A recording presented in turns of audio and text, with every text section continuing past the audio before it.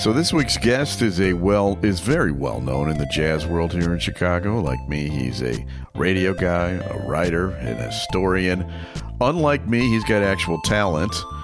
And he's coming back to town soon to host a panel discussion called Our Jazz Life, a celebration of the history of jazz in Chicago. We'll talk about that and much more because we're very lucky to have Mark Ruffin on the show today. The following is a Tony Lasano podcast, an Opie show on the Radio Misfits Podcast Network. This is the Minutia Man Celebrity Interview with Rick and Dave. Mark, welcome to the show. That was intimidating. Yeah, well, I know you're a famous DJ and everything, but you and I share a radio bond that we've both been radio producers in Chicago. I produced Stephen Gary and John Landecker, and you produced the all-time great Ramsey Lewis. Mm-hmm. What was it like working with a legend like that? I bet he had some great stories. Oh, man, he was kind of my surrogate father, actually. I lost my father at 24, and then like 6 or 7 years later, I started working for him. And how it started, I was Yvonne Daniels' producer, man, which was in itself something. And she wanted to do a jazz show, and she brought in Ramsey, and we had a show called Jazz Ramsey and Yvonne. And it was very cool. I mean, it was like a radio nerd's dream. Yeah, no kidding.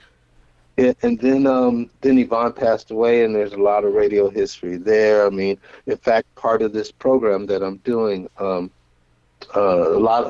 talk a lot about Yvonne Daniels. But when she passed away, man, people from all over the country sent us air checks. Me, Bill Cochran, and Dean Richards. Wow. We were assigned to do the tribute.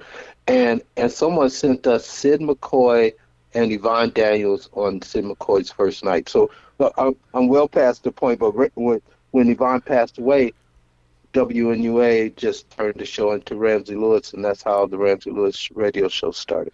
You know, I was just over at the Radio Hall of Fame recently, and Yvonne's in there. She's in the Radio Hall of Fame. Is the street still there? Was it no, Clark or in front moved. of Marina?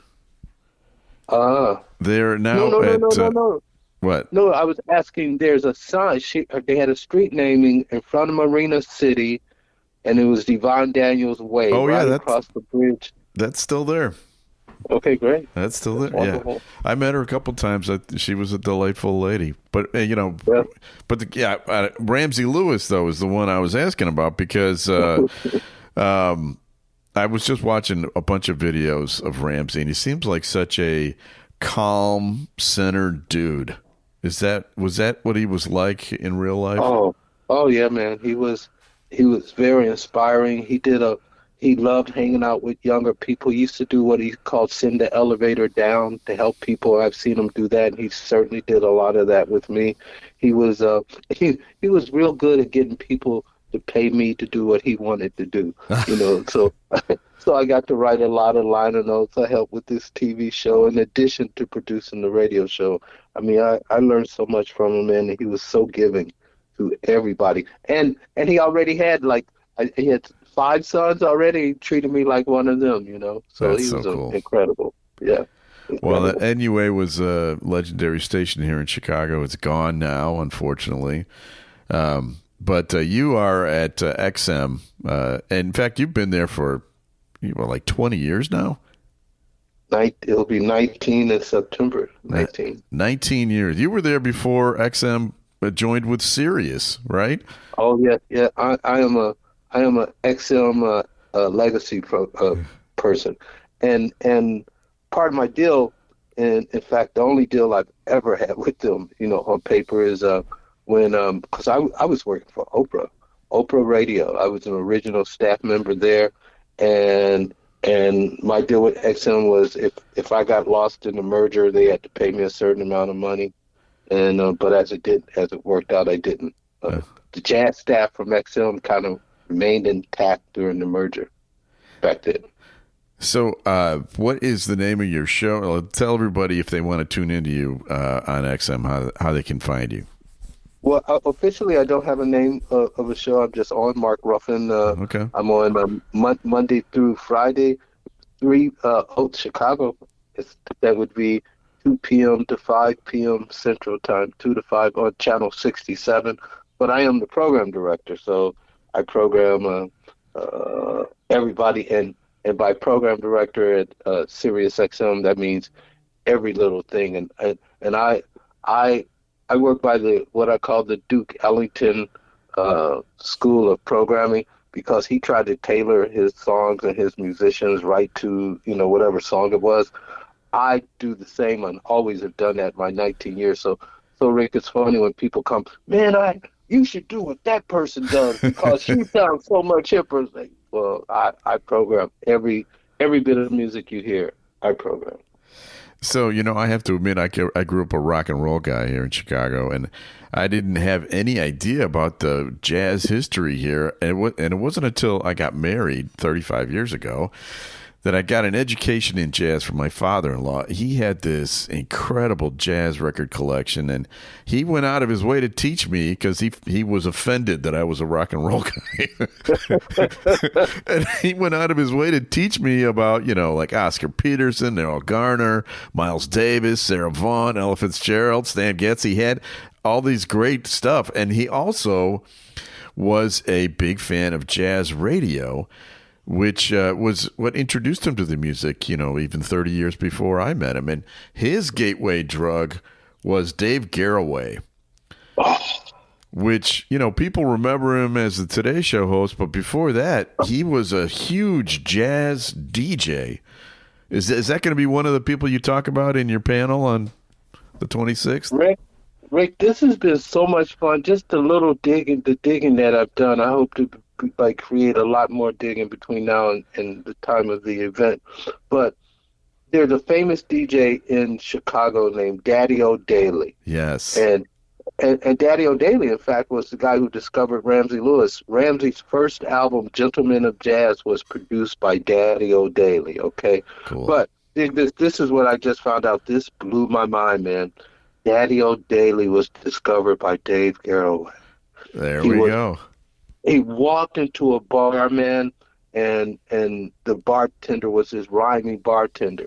He found out that the guy knew something about jazz and got him. And what's really crazy is going to blow a lot of people's minds. I can't remember which station it was, but it was either WAIT or WMAQ. And that's where Daddy O'Daly started. It wasn't like any of the well-known jazz things. And yeah. It's just finding out more like that.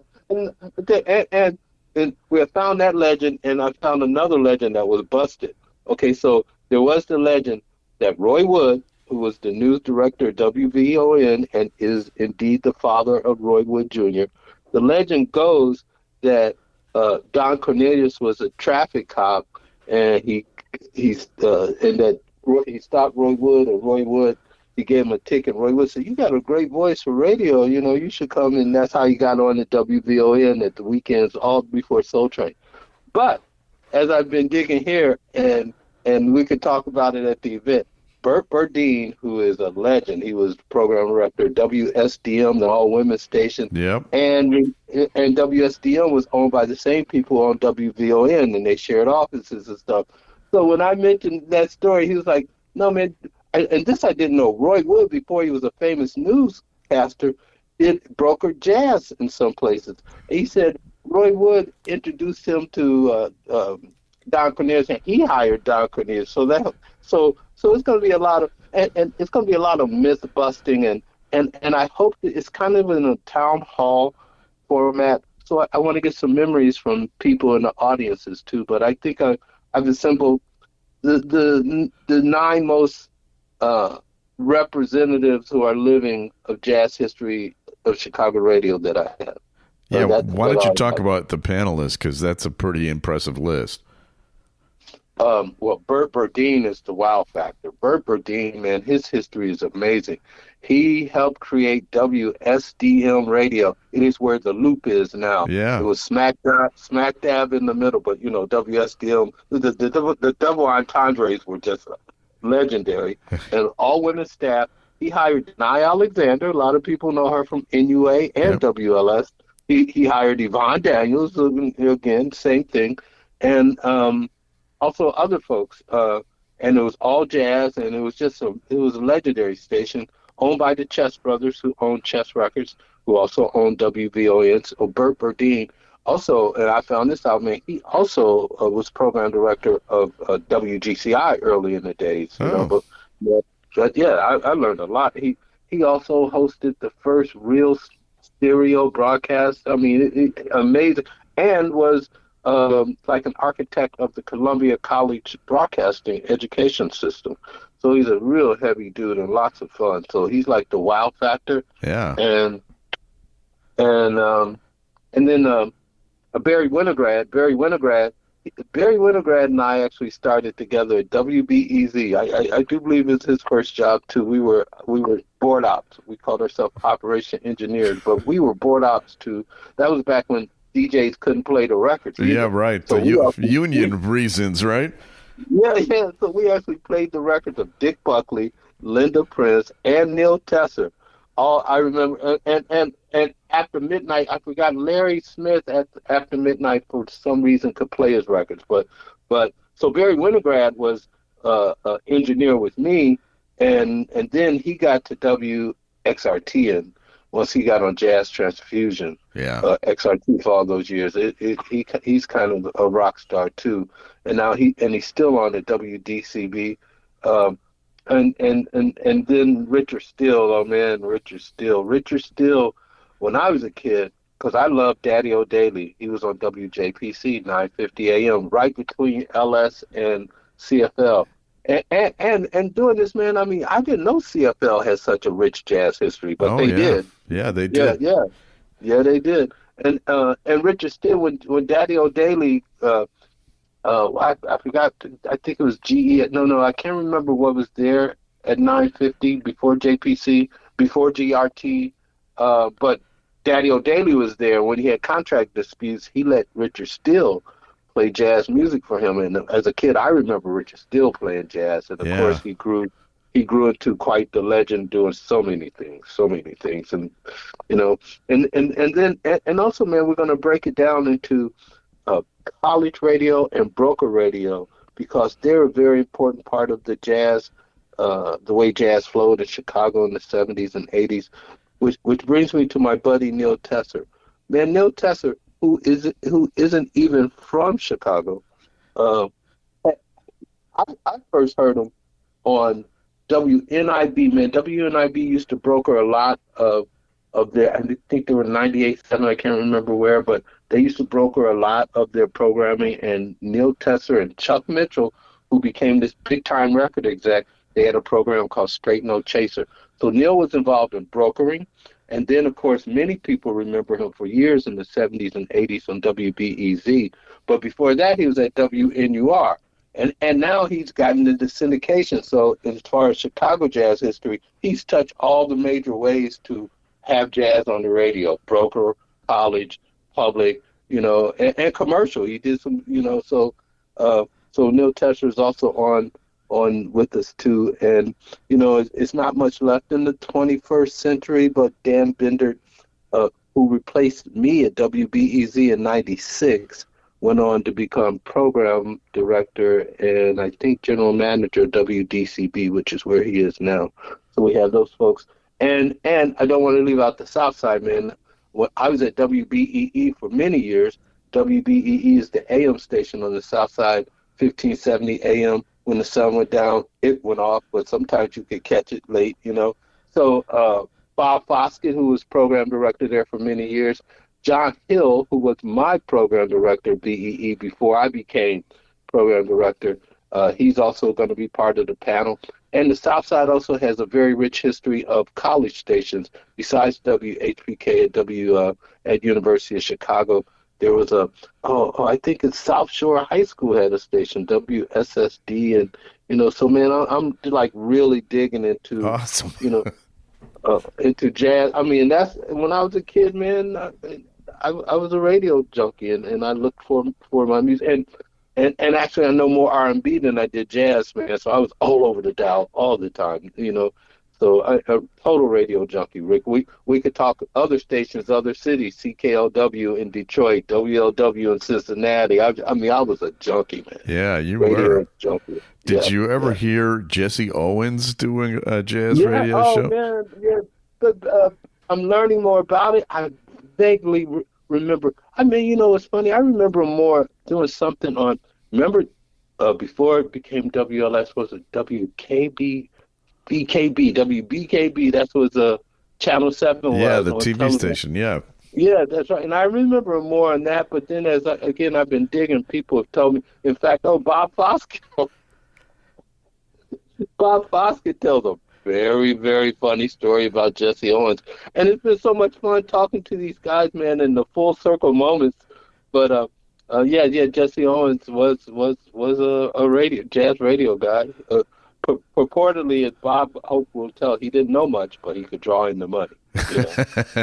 You know, I know Kurt Elling is going to be part of this jazz celebration that's happening too.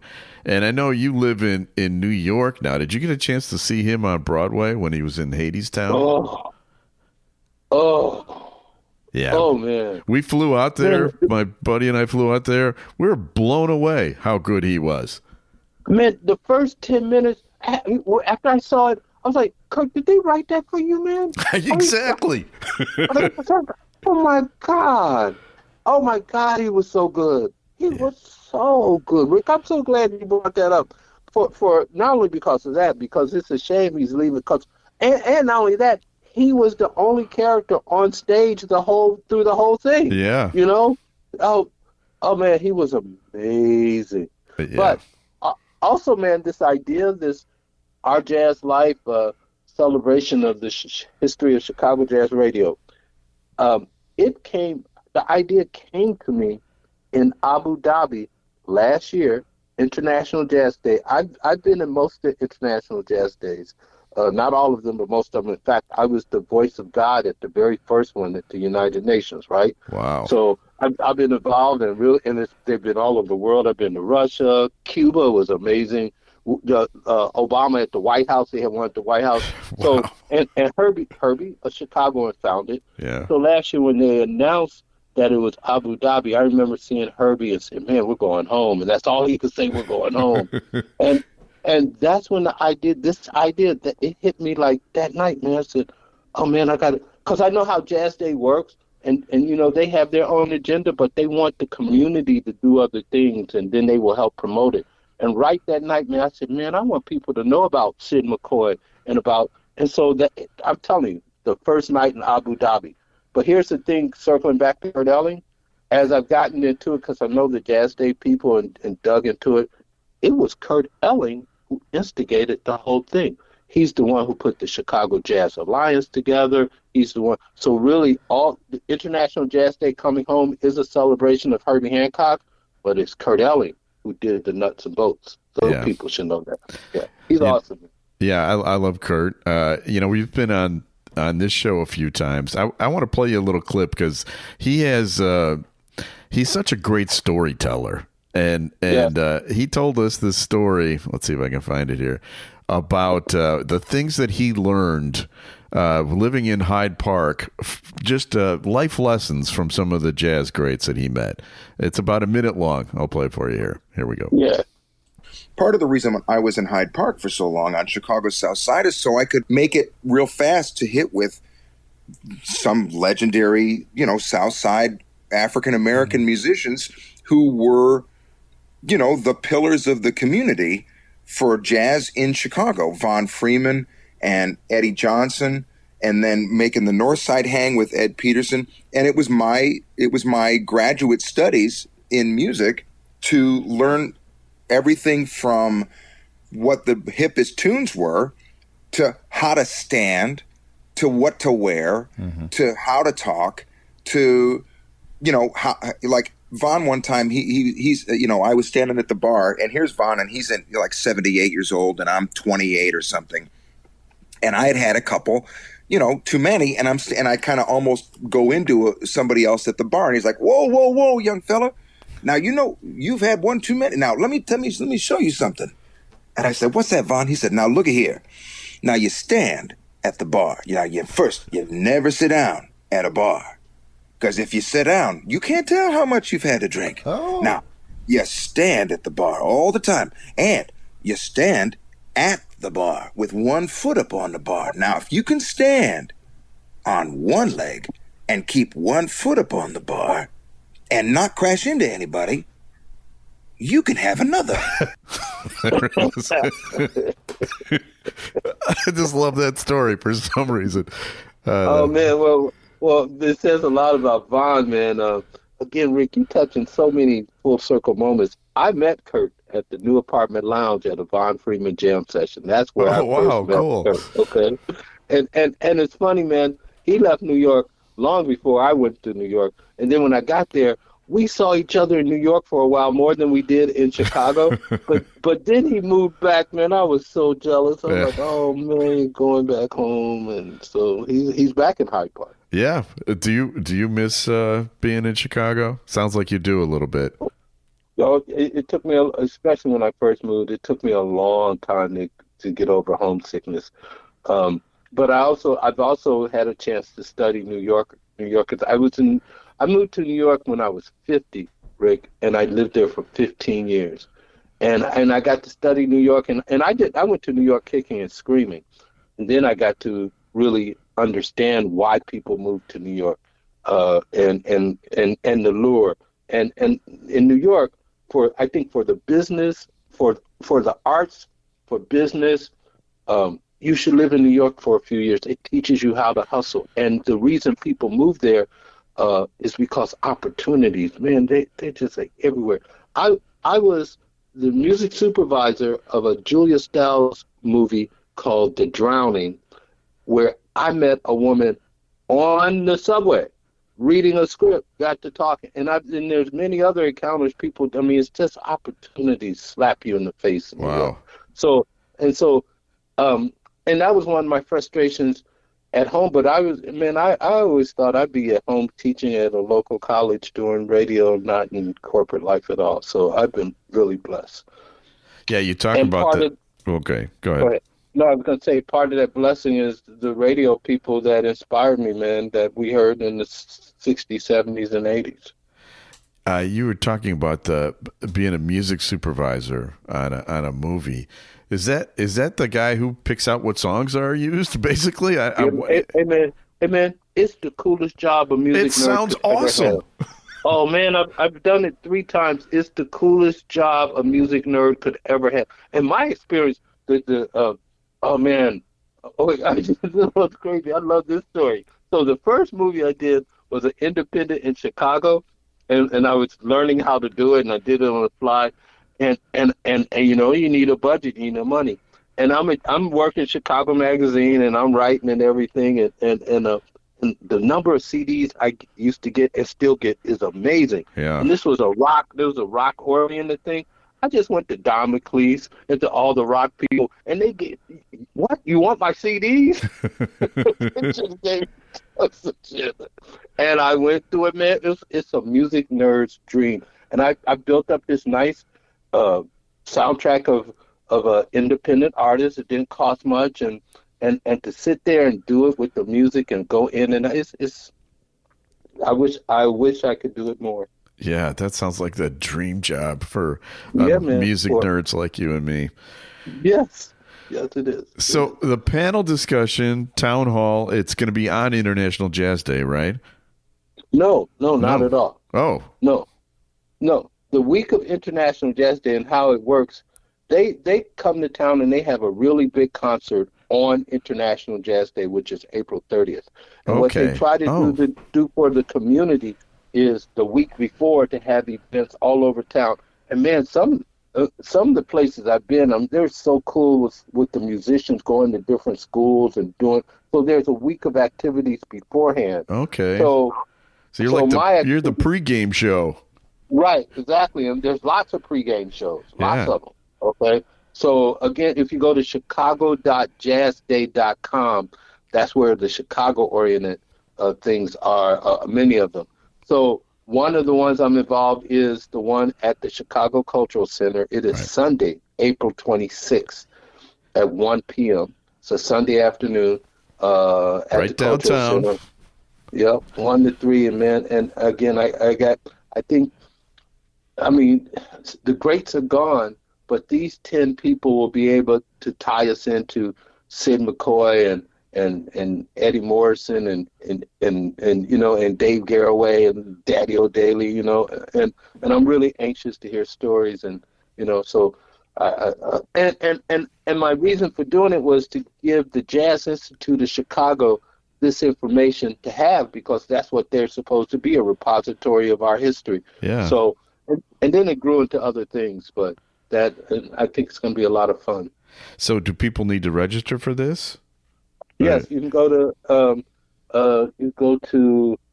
markruffin.com/ourjazzlife, and that's what Our Jazz Life is, kind of the umbrella arm that I'm using to do other things like this, do other events.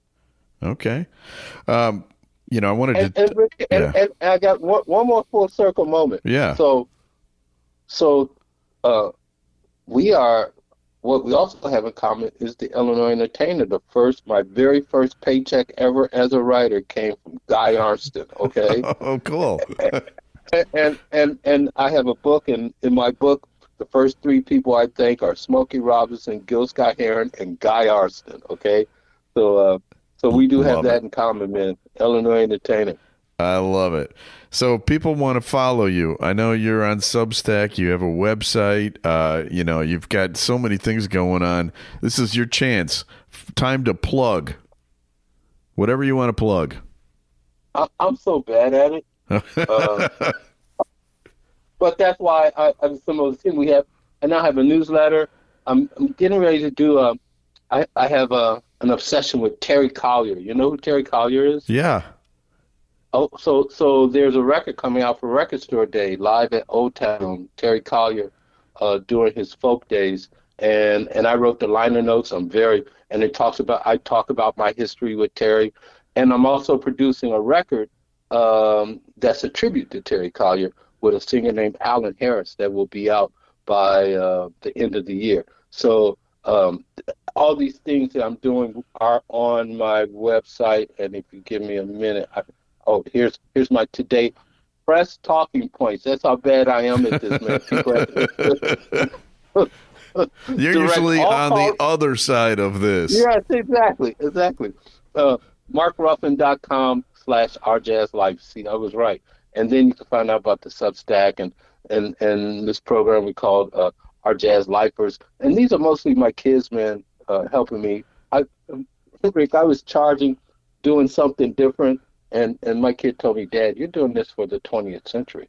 Yeah. You know, it's the 21st, so they stopped me. And so that's all them. But also another event I want to talk about, that Monday, also Orbert Davis and the Chicago Jazz Philharmonic, as part of International Jazz Day week, they're doing a revival of Miles Davis's Sketches of Spain at the Logan Center. That's also in the afternoon. It's a Monday afternoon. So I'll be there with a discussion with Miles's nephew and the Chicago Jazz Philharmonic. So awesome. Other than that, man, I just hope people, jazz fans, get a chance to catch some of the activities going on, because not everyone will be able to go to the concert, but many of the stars in the concert will be all over town doing all kinds of things. That's right. Well, I bet we'll run into each other. It'd be nice to meet you in person. We have a lot in common. Yes. And we didn't even talk about that. Thanks for keeping it on point, because I'm sure we could have went down a lot of side streets. Yes, we could have. So we'll have to do that in person when we meet each other. But thank you very much, Mark, for being on the show. I greatly appreciate it. Thank you, sir. Thank you so much. Bye-bye. Bye.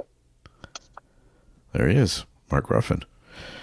Yeah, you know, he's kind of a legend in the jazz world, as you can probably tell by some of the stories that he told today. And it was great to have him on the show. We need to thank let's thank Lynn Orman. She helped book that show. Appreciate her help very much. Also, our executive producer is Tony Lasano with Opie Shows. Thank you, Tony. Thanks also to our distributor, who's Ed Silla with the Radio Misfits Podcast Network. Great Talk Radio isn't dead. It just moved to a better place, which is RadioMisfits.com. And we'll be back again next week. We'll have another episode of Minutia Men's Celebrity Interview. The proceeding was a presentation of the Radio Misfits Podcast Network. Find our other great shows on iTunes, Stitcher Radio, and at RadioMisfits.com. Thank you. Thank you. Thank you. This has been a presentation of Opie Productions. Tony, can you shut up? This is Minutia Men with Rick and Dave. I hope you tune in again next week for another episode of... That's you, Dave. Oh, Minutia Men. Minutia Men! Thank you. Time now for Rick and Dave to both share a story or two about things going on in their lives, involving the kids, the wives, or both. And now, Rick and Dave. I just pressed the wrong button. That was the wrong exit. Hang on, maybe this is it. Time now for a collection of Cub geekness. Nope, this wrong is video. Just One Bad Century with Rick and Dave. Okay, that's also incorrect. Hey, Rick. Yeah. Before we do our next show, Yeah. I want you to read a book. It's called The Radio Producer's Handbook. Okay. It's written by, I can't remember the guy's name, but maybe that'll help with some of the technical problems that we had during the show. Okay. You know, you shouldn't be putting me in charge of all the technical end of it. That's the key. That's the problem here. You wrote a textbook on how to do this. The Tony Lasano Podcast, an Opie production on the Radio Misfits Podcast Network. RadioMisfits.com.